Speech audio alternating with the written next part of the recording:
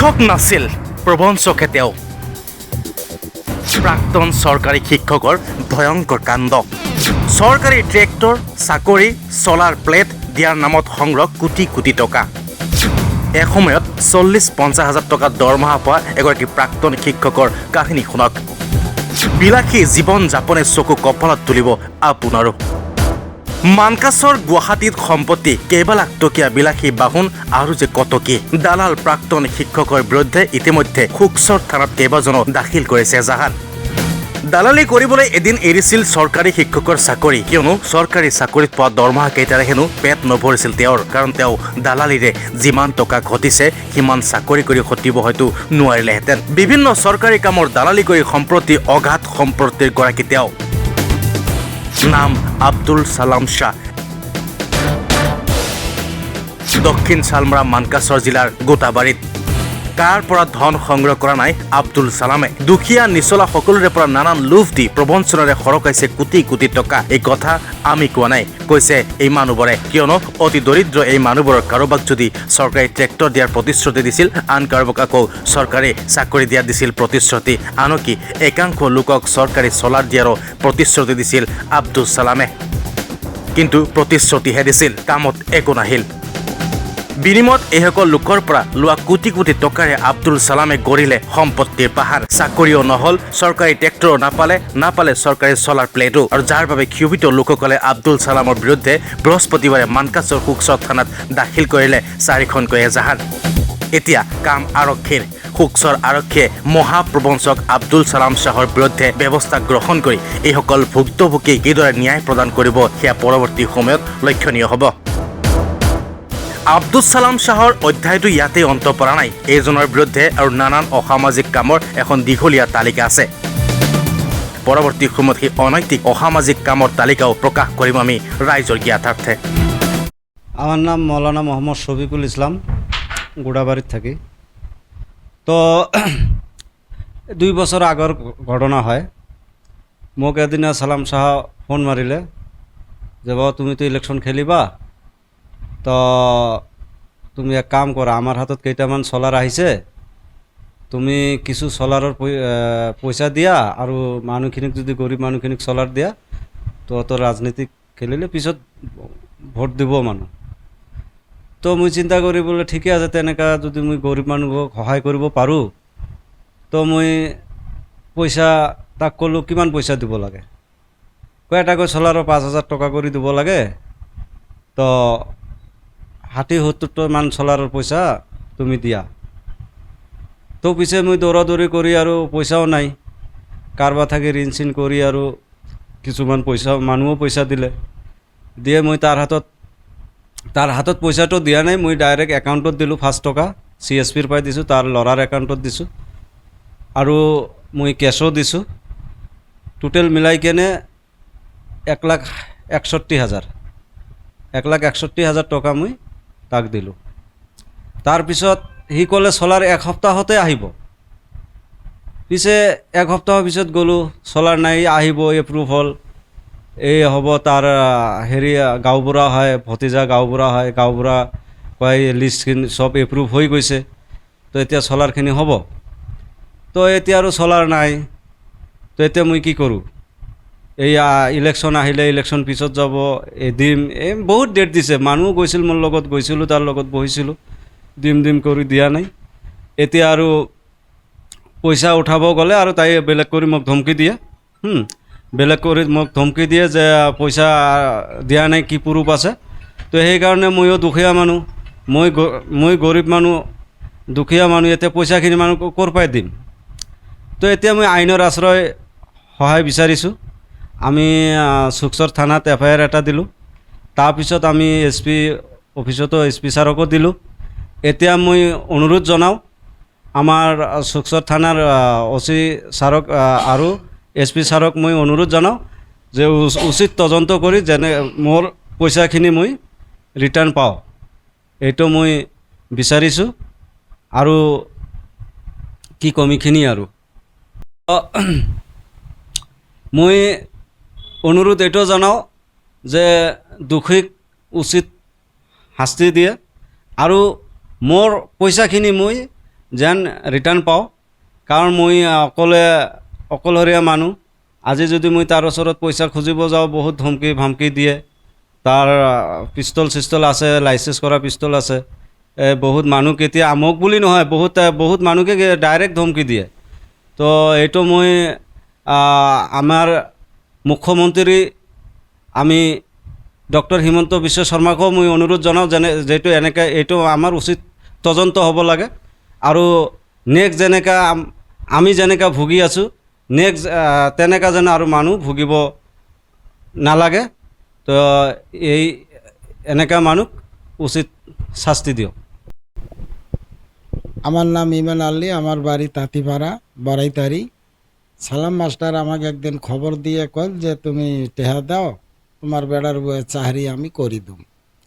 তারপরে আমি কইলাম যে আমি তো কথাটা বেশি বুঝি না, মূর্খ মানুষ, তুই আমার বাড়িতে এসো, আমি কথাটা একটু বুঝি। তারপরে আমার বাড়ির মেয়েদের আসিয়াই কথাটা বুঝি সুঝি। চাকরির কথা শুনলে আমরা পাগলা হই, জীবনে জিলে আগে জাতত নাই হইলে শুনলে পাগলা হই। তে হওয়ার পরে ওই আমার বাড়িতে আসে, আসি করলে এমার্জেন্সি পয়সা দাও, আজকে হয়ে যাব। তারপরে আমি খুব জটপাট করি জমি বেচাইলাম। জমি বিক্রি করিয়ে এই হবি নাম মানুষটা আছে, ওরে ঠাই আমি জমিন বিক্রি করি, 6 লাখ টাকা দিলাম। এই যে 6 লাখ টাকা নিয়ে কয় আজে হব কাইলে হব। আজও নাই, কাইলেও নাই, ওদিনও নাই, পরশু নাই। কিন্তু এখন এই টেহার জন্য আর বাড়ির মেয়েদের যায় খুব কেসাল হয়েছে। মানে আমাকে একটা কথা কছিল, মানে শ্যুট করি দুম, বেশি বাজে কথা কইলে শ্যুট করি দুম। এখন কী দি শ্যুট করবো, ডাঙাবো না পিস্তল দিয়ে গুলেবো, আমি তো ওটা বুঝি না, খালি কইলে শ্যুট করব। এই কথা শুনি ভয় পায়া আমাকে গ্রামের যে মনসার নামে একটা মানুষ আছে, এই আমাকে মানে জোর করি অতে থাকি ধরি ধরি বাইক নিয়ে আসছে। তারপরে এখন কিছুদিন পর আবার যাই টেহাটা আমি ফিরি নর্মাল হয়ে চাই, কিন্তু কয় তুমি কিসের টেহা পাও, তোমার কি ডকুমেন্ট কি প্রমাণ আছে? আমি তো কোনো ডকুমেন্ট নাই, প্রমাণ নাই, দিবার পাইলাম না। যাই হোক, সাতটা চিন্তা করি মানে বাদে দিলাম, বেলে যাও খা, একদিন দেওয়া খাবো কিয়ামতের দিন। তারপরে আবার একটা ফির ভেওতা বাই করলো কি, খোবাতি বাজারে দোকান ভাঙি দিল। ওই পাইল চাষ কয় এলে জায়গায় আমি সম্পন্ন অ্যালট দিমু, মানে 10 হাত বা তেলে 8 হাত, এই ভাগে এটা কি জায়গা 1 লাখ। তে আমি খুব সাতটা চিন্তা করি, আমার জামের ঠাইও আমি টেহা নিয়ে আমার জামের নামে এটা, আরও আমার 3টে, এই হিসেবে আমি 4টে জায়গার 4 লাখ টেহা দিলাম। আইজও এলডও নাই, জায়গাও নাই, 4 লাখ টেহাও নাই। এই পর্যন্ত আমার এটা সাতটা চিন্তা করি। আমি এখন ওই তো ধনী মানুষ, আমি যদি আর সামনে আটকে টেহা চাই, মানুষের সামনে কয় ওই আমাকে ডাহাতি কেসত ফেলে দেব। তোমার তো টেহা আছে, দারগা পুলিশ আমার পকেটত বিলে। ওই হিসেবে আমি ভয় করি, কিছু না কয়া আজকে সুকচর থানার মেয়েদে আমি একটা এফআইআর দিছি। আমি যদি আগে ওর রাস্তা আটকাই, ও যদি আমার নামে ডাহাতি কাজ দেয়, এই ভয়ে আমি সুকচর আরক্ষী সহিক একটা ইজাহার দিলাম, জাননী দিলাম, এসপি অফিসও তো দিলাম। দেওয়ার পরে এখানে যদি আমি সূক্ষ্ম বিচার পাই, তো আমার কোনো কিছু আর করার প্রয়োজন নাই। আমার অনুরোধ তাই যেন আমাকে পয়সাটা ব্যাক করে দেয়। আমার নাম আব্দুল বাতেন সরকার। মোর এই নিবেদন, সালাম সাহেব মুখে একদিন ডাক দিয়ে করলে, বলে ভাই এখন আমার সাথে থাকস, তখন আমরা কী দিয়ে কী করব? তুই এক কাম করে, আমার 9টা আর কি ট্র্যাক্টর গাড়ি এসছে, তুই একটা ট্র্যাক্টর গাড়ি তো তক দেই, তুই বসে কিছু দেওয়া লাগবো। বলে কত দেওয়া নেব? বলে বর্তমানে 1,60,000 দিবি, এটি আমি ব্যাংক ড্রাফট করবো, আর নেওয়ার টাইমে ফিরে দেওয়া নেবো। ইন্স্যুরেন্স টাকা দেওয়া লাগে 2,54,000 এটি দেওয়া লাগে আমার। তো ওকে তোর বাইরে আসলে বুঝি মিলি, তার আর কি সবার সাথে বুঝি মিলি, তাতে গাড়ি বলে যদি ট্র্যাক্টর গাড়িটা হয় তাহলে তো আমার একটু সুবিধা হবো, চলার সুবিধা হবো। বাস আমি কী করবো, এখন এই পশুটা নেওয়ার জন্য কিন্তু আমি জমি বন্ধক তুললেন। 8 বিঘা জমি, 2,54,000 8 বিঘা জমি বন্ধক তুলছি। তো এই টাকাটা নিয়ে আর কি ওক দিলেন, কিন্তু প্রায় 1 সপ্তাহের ভিতরে গাড়িটা হবো। তাই 1 সপ্তাহ এতে গুজরি গেল, পরে আরও কিছুদিন গেল, পরে যে হবো কই বহুত আর কি মানে কী দেয় বলে সব ডেভেলপমেন্টের অফিসার নেই, এটা নেই, সেটাই নানান কিছু আর দিয়েই ইতিমান 2 বছর গেল। 2 বছর পর আমার গাড়িও নেই, কিন্তু হ্যাঁ নক করছে ভাই যে ভাই হোক আমাকে তুমি টেহাগুলো তাহলে আমার রিটার্ন দেয়, গাড়ির জন্য টেহাগুলো রিটার্ন দেয়। এই বহুত মানুষ নিজেও বসছিলেন, আমিও কতদিন গেছিলেন, কিন্তু মানুষ নিজে বসে আর খারাপ পায়, মানুষকে নিয়ে চলে আসে নাম দিয়ে, তারপরে না মানুষটাও নিজে বসে টেহা চাই, খালি আমার তারিখ দিয়ে আছে, এই তারিখ দিয়ে 2 বছর চলে গেল।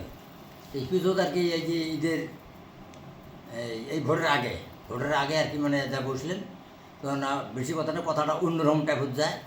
আরে বলেন না ওই কিসের টেহা পাস, কী সমাচার, তোর ডকুমেন্ট আছে, কোনো কী আছে? আমি হ্যাঁ আমার সাক্ষী আছে, সুখে তোর টেহা তোর সাক্ষী আছে, আমার তোর যে টেহা দিছি ও সাক্ষী আছে, আর যার সাথে টেহা আছে তাইও আছে, আর মানুষ যাই দেখছে 3-4 জন মানুষ দেখছে, তোর সামনে যা টেহা গণি দিই 3-4 মানুষ আছে, এই সাক্ষী সহজে টেহাটা আছে, কিন্তু লিখিত নেই, কিন্তু সাক্ষী আছে আমার।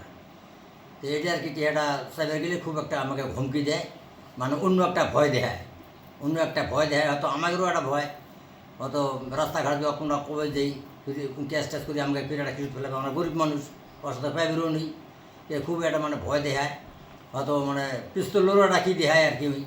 ওই পিস্তল আছে তাহলে কোনটা হলে ফিরে রাস্তাঘাটে করে গেলে হয়তো ভুলে যদি ওর ভয়ও লাগে আমাকে। তা ওই জন্য আমরা এখন এখন তো টেহাও তোলার ভয় নই, হাঙ্গামো করে ভয় নই, এই যে আমি আইনের আশ্রয় নিছি। মানে আমি থানা তো রুম ক্যাশ দিছি, একটা এসপি কোর্টও তো দেওয়া হয়েছে। আমার কথা জিলাইয়াটি ক্যাশ দেওয়া হয়েছে, তা আমি আইনের আশ্রয়তে আমার এটা এই নিবেদন যে যাতে সূক্ষ্ম বিচার দিন আমি পাই।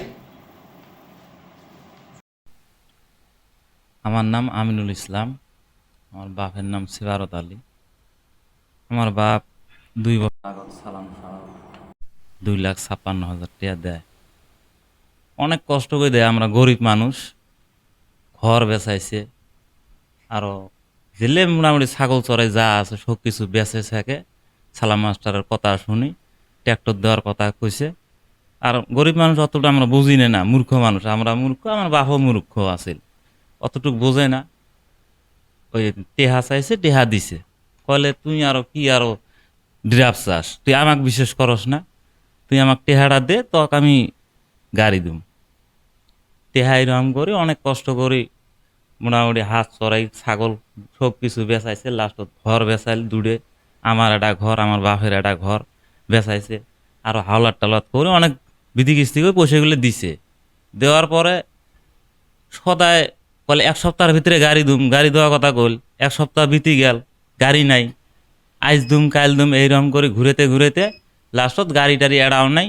বছর 6 মাস গেছে, গাড়িটারি এড়াও নাই। লাস্টত আমার বাপে বহুত চিন্তাত পড়ে গেল, চিনতে আমার বাপ ওই টেহা শোকে আমার বাপে মরি গেল। এলা আমার বাপও হারাইলেম, এটি আমার বাড়িঘরও হারাইলেম, আমার মানে একবারে সর্বহারা হয়ে গেছে। এখন আমার এটাই অনুরোধ, সরকারের কাছেও অনুরোধ, পাবলিকের কাছেও অনুরোধ, এটাই আমার নিজ বিচার করি, আমার এই পয়সা পাতিগুলো যখন দেয়, আমার বাপও হারাইলেম, আমার বাড়ি ঘরও হারাইলেম, এটা দয়া শর্ম কই সরকারকেও আমি অনুরোধ করি, আমার পয়সাটা যখন উচিত তদন্ত করি, মানে প্রশাসনের মানুষ যাই উচ্চ বসত আছে, উমরাও যখন একটু দয়া শর্ম করি, আমার এটা তদন্ত করি, পয়সাটা নিয়ে দেয়। আমার মাও এটা আছে, আমার একটা ভাই আছে, আমরা 3 ভাই বোন, অনেক কষ্ট করি আমি পয়সাটা দিছি। আমারও বিদেশ খাড়া বসে আছে, আমার বাপ তো বিদেশ খাটের পায়ে নেই, আমি বিদেশ খাড়ি আমি বাড়িতে চলাইছিলাম, লাস্টত ঘরও বিক্রি করে দিছে। এটি ঝেলের সয় সম্পত্তি তো নাইয়ে, নদী ভাঙা মানুষ আমরা, বলে গাড়িতে পাইলে তাও আমার বেড়া দুড়ে চলের পাবো, এটাই আশা আমার বাপে দিছে। লাস্টত আমার বাপও মানে চিনতে আমার বাপ মানে টেয়ার সঙ্গে মারা গেল। সদায় যায় ঘুরতে জীবনও শেষ, লাস্টত আমার বাপ মারা গেল।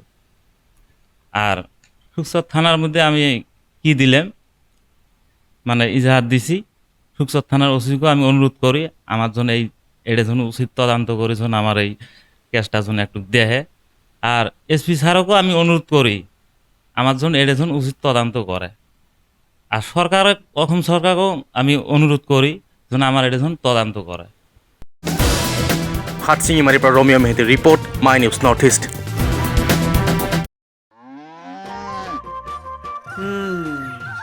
মোৰ লখিমী কেইজনীয়ে ইমান বেছিকে গাখীৰ দিয়ে, মনটো একেবাৰে ভাল লাগি যায়। বিয়মৰ দানা খোৱাৰ পৰা মই বেছিকৈ লাভৱান হৈছোঁ। আপোনালোকেও বিয়মৰ দানা খুৱাওক আৰু এইটো বেছিকৈ লাভ কৰক।